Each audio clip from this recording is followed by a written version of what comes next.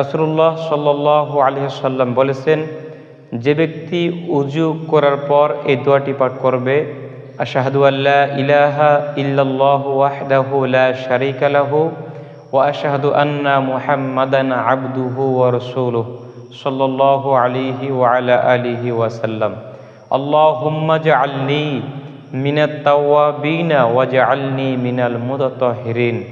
রাসূল পাক সাল্লাল্লাহু আলাইহি ওয়াসাল্লাম বলেন, যে ব্যক্তি উযু করার পর এই দোয়াটি পাঠ করবে, আল্লাহ তাআলা রব্বুল আলামিন তাহাকে 8টি জান্নাত দান করে দিবেন। সুবহানাল্লাহি ওয়া বিহামদিহি। প্রিয় মুসলিম ভাই এবং বোনেরা, যদি আমরা প্রতিদিন উযু করার পর এই দোয়াটি পাঠ করতে পারি নিয়মিতভাবে, রাসূল সাল্লাল্লাহু আলাইহি ওয়াসাল্লাম বলেন, আল্লাহ পাক তাহাকে 8টি জান্নাত দান করবেন। তাহার যেটা দিয়ে প্রবেশের ইচ্ছা সে ব্যক্তি সে জান্নাতে প্রবেশ করতে পারবে। সুবহানাল্লাহি ওয়া বিহামদিহি।